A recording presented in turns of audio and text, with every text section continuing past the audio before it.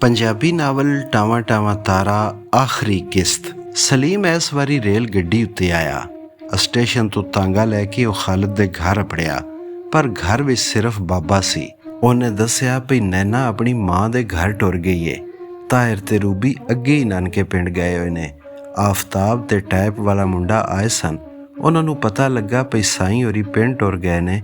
ਉਹ ਵੀ ਕੁਝ ਕਾਗਜ਼ ਪੱਤਰ ਲੈ ਕੇ ਕਚਹਿਰੀ ਟੁਰ ਗਏ। ਘਰ ਵਿੱਚ ਕੋਈ ਨਹੀਂ। ਪਿੰਡ ਹੀ ਗਏ ਨੇ ਨਾ? ਸਲੀਮ ਪੁੱਛਿਆ। ਰਾਤੀ ਕਹਿ ਰਹੇ ਸਨ ਮੈਂ ਲਾਹੌਰ ਜਾਣਾ ਹੈ, ਪਰ ਸਵੇਰੇ ਆਖ ਰਹੇ ਸਨ ਪਿੰਡ ਜਾਣਾ ਹੈ। ਤਬੀਅਤ ਕੱਲ੍ਹ ਦੀ ਚੰਗੀ ਨਹੀਂ ਸਨ। ਕੁਝ ਦੋ ਦਿਲੇ ਜਿਹੇ ਜਾਪਦੇ ਸਨ। ਅੱਲਾ ਖੈਰ ਕਰੇ। ਠੀਕ ਹੈ, ਮੈਂ ਪਿੰਡ ਜਾ ਕੇ ਪਤਾ ਕਰਨਾ। ਸਲੀਮ ਜਦੋਂ ਪਿੰਡ ਵਾਲੇ ਅੱਡੇ 'ਤੇ ਆਇਆ ਤੇ ਬੱਸ ਉਡੀਕਦਾ ਪਿਆ ਸੀ। ਕਿਸੇ ਗੱਲ ਕੀਤੀ ਪਈ ਸਵੇਰੇ ਉੱਥੇ ਇੱਕ ਵਡੇਰੀ ਉਮਰ ਦੇ ਬੰਦੇ ਨੂੰ ਕੋਈ ਦੌਰਾ ਜਿਹਾ ਪਿਆ ਤੇ ਉਹ ਸੜਕ ਦੇ ਵਿਚਕਾਰ ਬੇਹੋਸ਼ ਹੋ ਕੇ ਡਿੱਗ ਪਿਆ। ਸਲੀਮ ਪਰੇਸ਼ਾਨ ਹੋ ਗਿਆ। ਉਹਨੇ ਇੱਕ ਰੇਹੜੀ ਵਾਲੇ ਨੂੰ ਪੁੱਛਿਆ ਕਿਵੇਂ ਦਾ ਬੰਦਾ ਸੀ? ਉਹ ਜੀ ਵਕੀਲ ਸਾਹਿਬ ਸਨ। ਰੇਹੜੀ ਕੋਲ ਖਲੋਤੇ ਇੱਕ ਬੰਦੇ ਆਖਿਆ ਜਿਨ੍ਹਾਂ ਇਲੈਕਸ਼ਨ ਲੜਿਆ ਸੀ, ਮੈਨੂੰ ਨਾਂ ਯਾਦ ਨਹੀਂ। ਖਾਲਿਦ ਸਾਹਿਬ? ਹੋਰੇ ਇਹ ਹੀ ਨਾਂ ਨੇ। ਮੈਂ ਪੋਸਟਰ ਉੱਤੇ ਉਹਨਾਂ ਦੀ ਤਸਵੀਰ ਵੇਖੀ ਹੋਈ ਸੀ। ਦੌਰੇ ਪਿੱਛੋਂ ਕਿੱਧਰ ਲੈ ਗਏ? ਲੈ ਕੇ ਕੋਈ ਨਹੀਂ ਗਿਆ, ਰੇਹੜੀ ਵਾਲੇ ਦੱਸਿਆ। ਹੋਸ਼ ਵਿੱਚ ਆ ਕੇ ਉੱਠ ਕੇ ਫੇਰ ਟੁਰ ਪਏ। ਬੰਦਿਆਂ ਮਨਾ ਕੀਤਾ ਪਰ ਆਖਦੇ ਸਨ ਮੈਂ ਹੁਣ ਠੀਕ ਹਾਂ, ਮੈਂ ਕਿਧਰੇ ਜ਼ਰੂਰੀ ਜਾਣਾ ਹੈ। ਇੰਨੇ ਵਿੱਚ ਪਿੰਡ ਵੱਲੋਂ ਇੱਕ ਬੱਸ ਆ ਗਈ ਜਿਹਦੇ ਵਿੱਚੋਂ ਮੀਆਂ ਅਬਦਲ ਨਿਕਲਿਆ। ਸਲੀਮ ਉਹਨੂੰ ਪੁੱਛਿਆ ਭਈ ਖਾਲਿਦ ਸਾਹਿਬ ਪਿੰਡ ਅਪੜ ਗਏ ਨੇ? ਉਹਨੇ ਆਖਿਆ ਨਹੀਂ, ਅਜੇ ਤੀਕ ਨਹੀਂ ਅਪੜੇ। ਤੁਹਾਨੂੰ ਪੱਕਾ ਪਤਾ ਹੈ? ਸਲੀਮ ਪੁੱਛਿਆ। ਆਹੋ, ਮੀਆਂ ਅਬਦਲ ਆਖਿਆ ਮੈਂ ਆਉਂਦਾ ਹੋਇਆ ਆਪਾਂ ਨੂੰ ਪੁੱਛ ਕੇ ਆਇਆ ਭਈ ਕੋਈ ਸੁਨੇਹਾ ਦੇਣਾ ਹੋਵੇ ਜਾਂ ਕੁਝ ਮੰਗਵਾਉਣਾ ਹੋਵੇ ਤੇ ਦੱਸੋ। ਉਹਨਾਂ ਆਖਿਆ ਅਸਾਂ ਆਪੂ ਕੱਲ੍ਹ ਸ਼ਹਿਰ ਜਾਣਾ ਹੈ, ਮੈਂ ਬਾਲਾਂ ਦੇ ਕੱਪੜੇ ਲੈਣ ਆਇਆ ਵਾਂ। ਸਲੀਮ ਹੋਰ ਪਰੇਸ਼ਾਨ ਹੋ ਗਿਆ। ਪਿੰਡ ਜਾਣ ਦਾ ਕੋਈ ਫਾਇਦਾ ਨਹੀਂ ਸੀ। ਉਹਨੇ ਮੀਆਂ ਅਬਦਲ ਨੂੰ ਕੁਝ ਨਾ ਦੱਸਿਆ ਤੇ ਟਾਂਗਾ ਲੈ ਕੇ ਅੰਕਲ ਅਨਵਰ ਦੇ ਘਰ ਅਪੜਿਆ। ਉਹ ਉਹਨੂੰ ਵੇਖ ਕੇ ਖੁਸ਼ ਵੀ ਹੋਏ ਤੇ ਪਰੇਸ਼ਾਨ ਵੀ। ਜ਼ਰੂਰ ਉਹਨੇ ਵੀ ਅਖਬਾਰ ਵਿੱਚ ਪੜ੍ਹਿਆ ਹੋਵੇਗਾ। ਅੰਦਰੋਂ ਕਿਸੇ ਦੇ ਹੀਰ ਪੜਨ ਦੀ ਆਵਾਜ਼ ਆ ਰਹੀ ਸੀ। ਹੀਰ ਆਖਦੀ ਜੋਗੀਆ ਝੂਠ ਆਖੇ, ਕੌਣ ਰੁੱਠੜੇ ਯਾਰ ਮਿਲਾਉਂਦਾ ਈ। ਇਹ ਆ ਕੋਈ ਨਾ ਮਿਲਿਆ ਮੈਂ ਢੂੰਡ ਥੱਕੀ, ਜਿਹੜਾ ਗਿਆ ਨੂੰ ਮੋੜ ਲਿਆਉਂਦਾ ਈ। ਸਾਡੇ ਚੰਮ ਦੀਆਂ ਜੁੱਤੀਆਂ ਕਰੇ ਕੋਈ, ਜਿਹੜਾ ਜੀਵ ਦਾ ਰੋਗ ਗਵਾਉਂਦਾ ਈ। ਭਲਾ ਦੱਸ ਖਾਂ ਚਿਰੀ ਵਛੁਨਿਆਂ ਨੂੰ, ਕਦੋਂ ਰੱਬ ਸੱਚਾ ਘਰ ਲਿਆਉਂਦਾ ਈ। ਇਹ ਮੀਆਂ ਅਬਦਲ? ਉਹਨੇ ਪੁੱਛਿਆ। ਟੇਪ ਲੱਗੀ ਹੋਈ ਹੈ, ਨੈਨਾ ਦੱਸਿਆ, ਮੈਨੂੰ ਪਸੰਦ ਏ। ਅੱਛਾ, ਅਨਵਰ ਆਖਿਆ। ਸਲੀਮ ਇਹ ਸਭ ਕੁਝ ਜਿਹੜਾ ਅਖਬਾਰ ਵਿੱਚ ਛਪਿਆ ਹੈ ਝੂਠ ਤੇ ਬੋਤਾਨ ਹੈ। ਖਾਲਿਦ ਫਰਿਸ਼ਤਾ ਸੀਰਤ ਬੰਦਾ ਹੈ, ਮੇਰੇ ਨਾਲੋਂ ਵੱਧ ਉਹਨੂੰ ਕੌਣ ਜਾਣ ਸਕਦਾ ਹੈ। ਉਹ ਸੱਚੀ ਮੁੱਚੀ ਇੱਕ ਫਕੀਰ ਦਰਵੇਸ਼ ਬੰਦਾ ਹੈ। ਉਹਨੇ ਇਹਨਾਂ ਮਾਵਾਂ ਧੀਆਂ ਲਈ ਕਿੰਨੇ ਜਫਰ ਜਾਲੇ।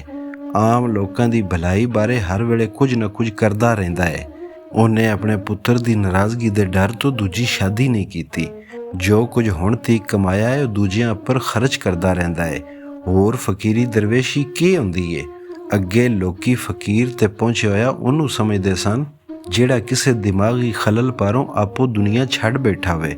ਪਰ ਅਸਲ ਦਰਵੇਸ਼ੀ ਤੇ ਇਹ ਏ ਭਈ ਬੰਦਾ ਪੁੱਜਦਾ ਹੋਵੇ, ਜੋ ਚਾਹੇ ਕਰ ਸਕਦਾ ਹੋਵੇ, ਪਰ ਐਸ ਖਿਆਲ ਪਾਰੋ ਭਈ ਕਿਸੇ ਦਾ ਦਿਲ ਨਾ ਦੁੱਖ ਜਾਏ, ਆਪਣੇ ਲਈ ਕੁਝ ਨਾ ਕਰੇ। ਸਲੀਮ ਨੂੰ ਅਖਬਾਰ ਵਾਲੀ ਗੱਲ ਦਾ ਕੋਈ ਥੋ ਨਹੀਂ ਸੀ।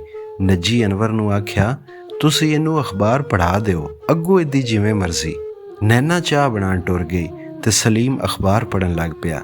ਨੱਜੀ ਬੜੇ ਗੋਹ ਨਾਲ ਉਹਨੂੰ ਅਖਬਾਰ ਪੜ੍ਹਦਿਆਂ ਤੇ ਉਹਦੇ ਚਿਹਰੇ ਦੇ ਬਦਲਦਿਆਂ ਰੰਗਾਂ ਨੂੰ ਵੇਖਦੀ ਰਹੀ। ਅਖਬਾਰ ਪੜ੍ਹ ਕੇ ਉਹ ਚੁੱਪ ਹੋ ਗਿਆ। ਨੱਜੀ ਤੇ ਅਨਵਰ ਦਾ ਵੀ ਜਿਵੇਂ ਸਾਹ ਰੁਕ ਗਿਆ। ਫਿਰ ਉਹ ਹੱਸ ਪਿਆ ਤੇ ਆਖਣ ਲੱਗਾ ਮੈਂ ਇਹੋ ਜਿਹੀਆਂ ਫਜ਼ੂਲ ਗੱਲਾਂ ਨਾਲ ਡੋਲਣ ਵਾਲਾ ਨਹੀਂ। ਮੈਂ ਅੰਕਲ ਹੋਰਾਂ ਨੂੰ ਬਹੁ ਨੇੜਿਓਂ ਵੇਖਿਆ ਹੈ। ਮੈਂ ਜਾਣਨਾ ਇਹ ਸਭ ਝੂਠ ਹੈ ਤੇ ਮੈਂ ਆਪੂ ਇਸ ਝੂਠ ਦਾ ਜਵਾਬ ਲਿਖਾਂਗਾ।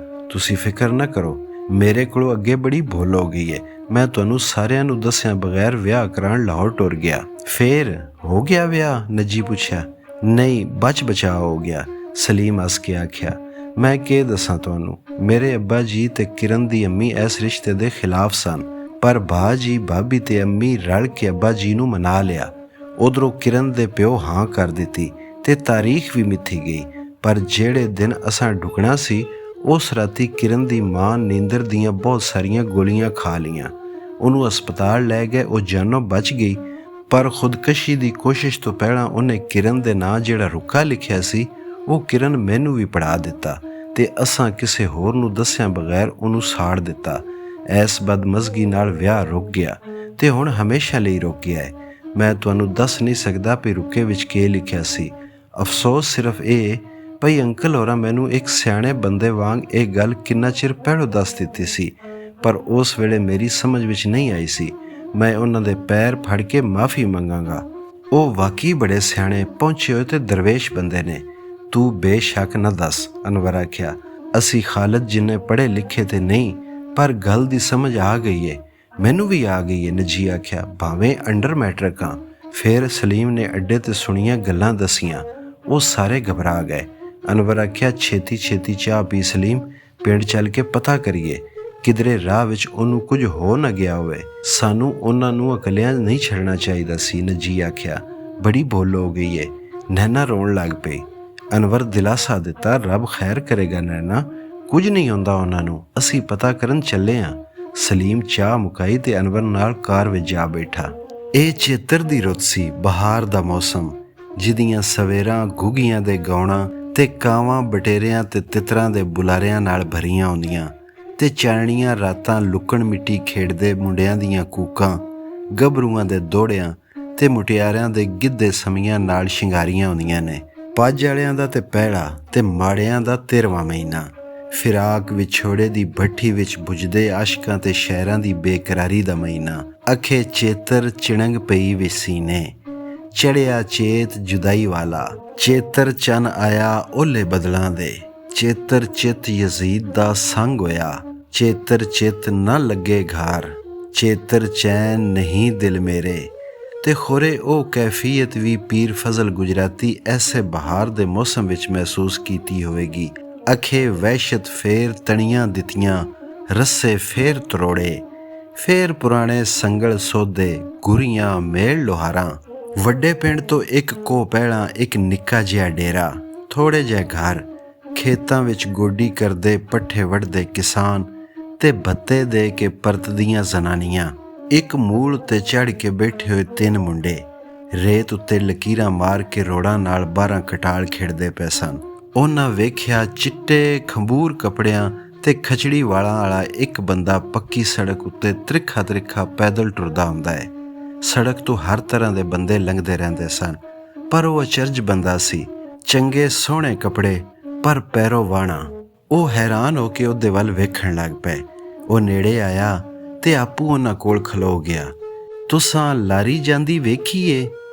ਆਹੋ, ਇੱਕ ਮੁੰਡੇ ਆਖਿਆ, ਪਰ ਉਹ ਤੇ ਬੜਾ ਚਿਰ ਪਹਿਲਾਂ ਲੰਘੀ ਸੀ। ਕੋਈ ਗੱਲ ਨਹੀਂ, ਬਾਬੇ ਆਖਿਆ, ਮੈਂ ਫੜ ਲਵਾਂਗਾ, ਅੱਗੇ ਸਵਾਰੀ ਲੈਂਦੀ ਹੋਵੇਗੀ। ਕਿੱਥੇ ਜਾਣਾ ਜੇ ਬਜ਼ੁਰਗੋ? ਲਾਹੌਰ। ਲਾਹੌਰ ਵੱਲੋਂ ਤੇ ਤੁਸੀਂ ਆ ਰਹੇ ਹੋ? ਦੂਜੇ ਮੁੰਡੇ ਆਖਿਆ, ਇੱਧਰ ਤੇ ਖੂਹ ਵਾਲੇ ਪਿੰਡ ਨੇ, ਵੱਡਾ ਤੇ ਨਿੱਕਾ ਪਿੰਡ। ਕੋਈ ਗੱਲ ਨਹੀਂ, ਬਾਬੇ ਆਖਿਆ, ਮੈਂ ਆਪਣਾ ਲਾਹੌਰ ਬਣਾ ਲਵਾਂਗਾ। ਮੁੰਡਿਆਂ ਸਮਝਿਆ ਮਖੌਲ ਕਰਦਾ ਪਿਆ ਏ। ਇੱਕ ਪੁੱਛਿਆ, ਬਾਬਾ ਜੀ ਜੁੱਤੀਆਂ ਕਿੱਥੇ ਜੇ? ਟੁੱਟ ਗਈਆਂ ਸਨ, ਰਾਹ ਵਿੱਚ ਸੱਟ ਦਿੱਤੀਆਂ। ਤੁਹਾਡੇ ਤੇ ਪੈਰਾਂ ਵਿੱਚੋਂ ਲਹੂ ਵਗਦਾ ਪਿਆ ਏ, ਪਾਣੀ ਪੀਣਾ ਜੇ? ਆਹੋ। ਇੱਕ ਮੁੰਡਾ ਪਾਣੀ ਲੈਣ ਘਰ ਵੱਲ ਟੁਰ ਪਿਆ। ਬਾਬਾ ਦੂਜੇ 2 ਮੁੰਡਿਆਂ ਨਾਲ ਰੇਤ ਉੱਤੇ ਬਹਿ ਕੇ 12 ਕਟਾਲ ਖੇਡਣ ਲੱਗ ਪਿਆ। ਲਾਹੌਰ ਕੀ ਕਰਨ ਜਾਣਾ ਸਾਜੇ? ਤੁਹਾਨੂੰ ਨਹੀਂ ਪਤਾ? ਨਹੀਂ, ਤੁਸੀਂ ਮਿੱਟੀ ਨਹੀਂ ਖੇਡਦੇ? ਇੰਗਣ ਮੈਂਗਣ ਤਲੀ ਤਲੈਂਗਣ, ਸਾਵਾ ਲਾਟੂ ਪੀਲੀ ਡੋਰ, ਉੱਡ ਵੰਜ ਕਾਵਾਂ ਜਾਵੀਂ ਲਾਹੌਰ, ਜਿੱਥੋਂ ਆਉਂਦੇ ਤਿੱਤਰ ਮੋਰ। ਅੱਛਾ, ਤੇ ਤੁਸੀਂ ਤਿੱਤਰ ਮੋਰ ਲੈਣ ਜਾਣਾ ਹੈ? ਲੈਣ ਨਹੀਂ ਜਾਣਾ, ਲਾਹੌਰ ਦੇ ਸਾਰੇ ਤਿੱਤਰਾਂ ਮੋਰਾਂ ਨੂੰ ਹੁਣ ਪਿੰਡ ਹੀ ਬੁਲਾ ਲੈਣਾ ਹੈ। ਪੈੜੀਆਂ ਵਿੱਚ ਖੁੱਲਿਆਂ ਛੱਡ ਦੇਣਾ ਹੈ। ਹਰ ਪਾਸੇ ਬੋਲਦੇ ਤੇ ਪਹਿਲਾਂ ਪਾਉਂਦੇ ਫਿਰਨ, ਸੁਭਾਨ ਤੇਰੀ ਕੁਦਰਤ। ਮੁੰਡਿਆਂ ਨੂੰ ਬਾਬੇ ਦੀਆਂ ਗੱਲਾਂ ਸਵਾਦਲੀ ਲੱਗੀਆਂ। ਬੜਾ ਮਖੌਲੀਆ ਬੰਦਾ ਸੀ। ਪਾਣੀ ਲੈਣ ਗਿਆ ਹੋਇਆ ਮੁੰਡਾ ਪਾਣੀ ਦਾ ਛੰਨਾ ਲੈ ਕੇ ਆ ਗਿਆ। ਬਾਬੇ 1-2 ਘੁੱਟ ਭਰੇ ਤੇ ਪੁੱਛਿਆ, ਖੰਡ ਨਹੀਂ ਰਲਾਈ? ਨਹੀਂ। ਬਾਬੇ ਰੇਤ ਦੀ ਮੁੱਠ ਭਰ ਕੇ ਛੰਨੇ ਵਿੱਚ ਪਾਈ ਤੇ ਉਂਗਲੀ ਨਾਲ ਖੋਰਨ ਲੱਗ ਪਿਆ। ਇਹ ਸਾਰੀ ਖੰਡ ਹੀ ਖੰਡ ਏ। ਬਾਬੇ ਮੂਲਾਂ ਦੀ ਰੇਤ ਵੱਲ ਇਸ਼ਾਰਾ ਕਰਕੇ ਆਖਿਆ। ਮੁੰਡੇ ਕੁਝ ਸਹਿਮ ਗਏ, ਪਰ ਜਦੋਂ ਬਾਬੇ ਘੋਲੀ ਹੋਈ ਰੇਤ ਦਾ ਛੰਨਾ ਮੂੰਹ ਨਾਲ ਲਾ ਲਿਆ ਤੇ ਪੀ ਵੀ ਗਿਆ ਤੇ ਥੱਲੇ ਬੈਠੀ ਰੇਤ ਨੂੰ ਸ਼ੱਕਰ ਵਾਂਗ ਉਂਗਲੀਆਂ ਨਾਲ ਚੱਟਣ ਲੱਗ ਪਿਆ ਤੇ ਉਹ ਤ੍ਰਹਿ ਕੇ ਭਰੇ ਹਟ ਗਏ। ਪਾਗਲ ਜਾਪਦਾ ਏ, ਇੱਕ ਮੁੰਡੇ ਗਵੇੜ ਲਾਇਆ। ਆਹੋ, ਤੇ ਉਹ ਪਾਗਲ ਹੀ ਹੋਏ ਆਖਦੇ ਘਰਾਂ ਨੂੰ ਨੱਸੇ। ਬਾਬਾ ਹੱਸ ਪਿਆ। ਫੇਰ ਜਦੋਂ ਉਹ ਵੱਡੀ ਉਮਰ ਦੇ ਕੁਝ ਬੰਦਿਆਂ ਜ਼ਨਾਨੀਆਂ ਨਾਲ ਵਾਪਸ ਆਏ, ਉਹਨਾਂ ਵੇਖਿਆ ਉਹ ਬੜੇ ਆਰਾਮ ਨਾਲ ਰੋਡ ਚੱਬਦਾ ਤੇ ਰੇਤ ਫੱਕਦਾ ਪਿਆ ਸੀ।